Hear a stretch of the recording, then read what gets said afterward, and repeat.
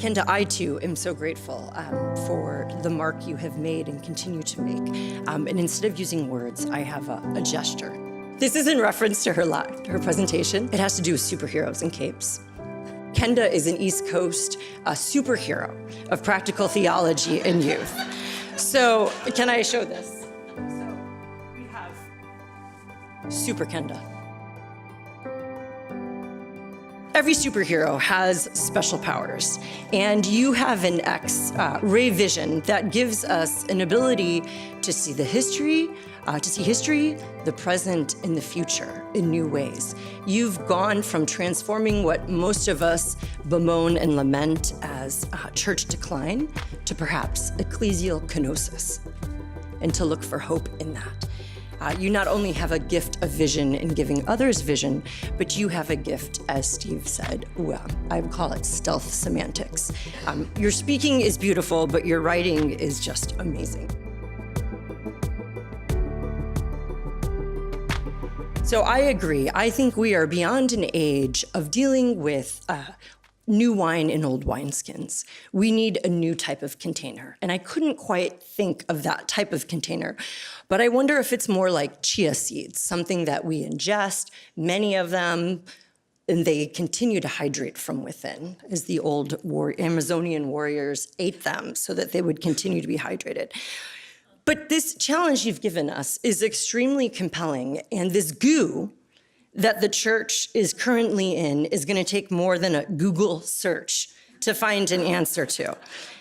The transformation or the reformation that you have challenged us to takes more than even goo to great. But you have challenged us with a very radical reordering to go back to the likes of the Gutenberg Bible, our printing press, of the Middle Ages, as we begin to think and pray about what this reformation that the church is in, or the transformation that the church is in, which could be the new Netflix or Amazon series. And if it doesn't, we're going to end up with a new reality show, and it's going to be Congregational Survivor, eschaton or bust. But I hope that's not what we end up. So as I think about your comments, as a developmental psychologist at Fuller here, I am part of the Thrive Center. I have so many things that I would love to say, but I want to focus on two foci that we might have in this journey of reformation of the church or transformation of the church. And one that I have been known to speak on here before is telos. And that as we think about where we are going as a church, to think about what is the goal or the purpose of our reformation or the transformation that our church is in.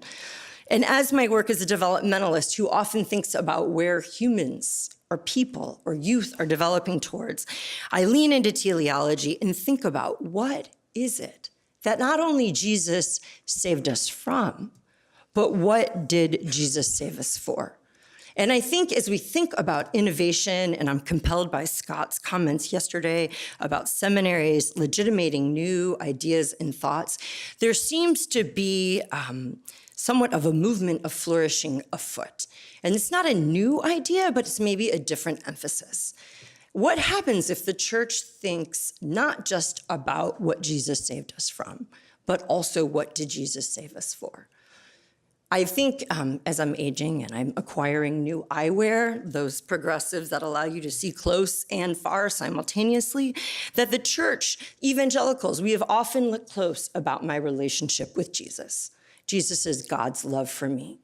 We need progressive lenses that allow us not only to be caught up with God's own love for me, but God's love for the world. We need to see close and far.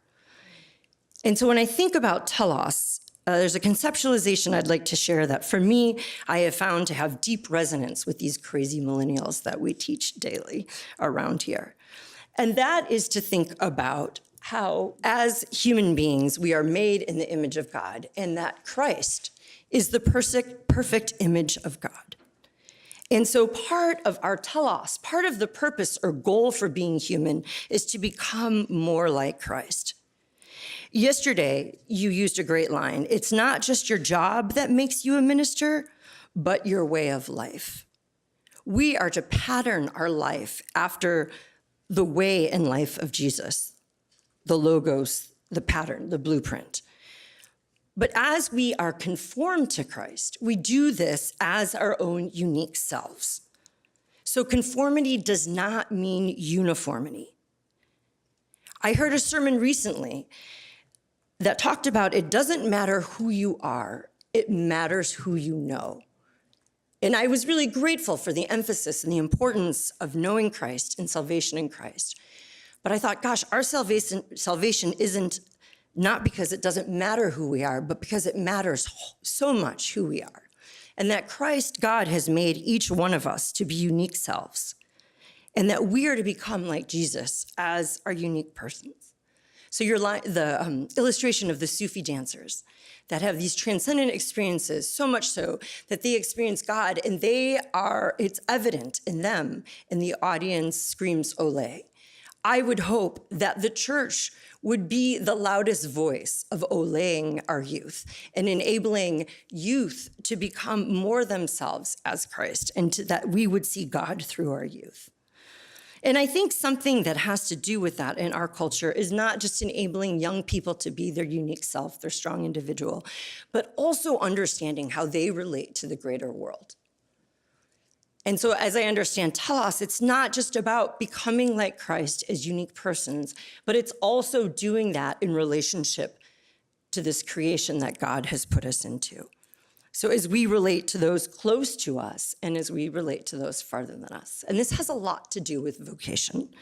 I always appreciate when Todd Bolsinger talks about formation for millennials, that vocation is part of formation. Often we think about, I want to be spiritually formed, so I someday will have a vocation. But in this day and age, I think it is so true that we find a formation occurs as we pursue vocation. And I think that as the church, and I would argue thick forms of church, as they move young people along in their journey towards becoming more like Christ as their unique selves and contributing to local communities, perhaps global communities, those are the types of churches that will find traction. The other focus I want to mention is not just keeping our eyes on the end, on this telos that will someday be realized on the other side of eternity, but the other focus I want to talk about is God. We talked about mentors yesterday. There was a wise gentleman, he was British, and he always spoke like a gentleman, who hung out with my college group. I was an undergrad at Stanford. And Mr. Hoyt, or John Hoyt, one day, he always had these lovely lines. And when things are said with an English accent, they're so lovely and profound. But he said, Pam, don't keep your eyes on the thing to be mastered. Keep your eyes on the master. And as one who was obsessed by things to be mastered, my sticky note, whenever you see me, I have sticky notes of things I want to master and get done. I was in college so long ago, there weren't even sticky notes, but I was obsessed with crossing things off sticky notes. But keep your eyes on the master.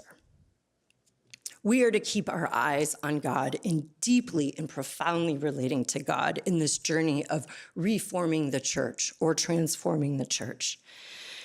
My research in the Thrive Center often has to do with spirituality.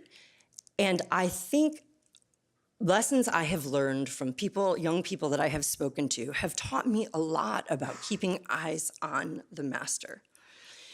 As developmental psychologists, we understand that development occurs through relationships.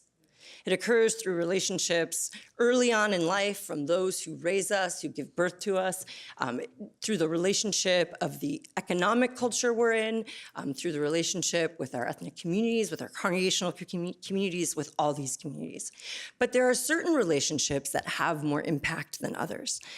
And one of the things when we think about spirituality is the importance of transcendence. And that as we keep our eyes on the master, and we want to create ecclesial structures or forms or bodies or whatever they are, we want to enable people to transcend themselves and see God and encounter God in profound ways. And so we understand from a psychological perspective that transcendence involves a moving of one's cognitions, one's thoughts, and one's feelings beyond the self and onto something else. And so when there is this profound encounter with another, and especially with that other, has a high degree of ultimacy or sacredness like God, that has reordering effects on our life. And I believe young people today are seeking transcendence. They are seeking something beyond themselves, something more profound and more real and life-changing than 1,500 likes on Twitter. Yesterday, Kenda, you showed the beautiful video of Maggie of Burundi.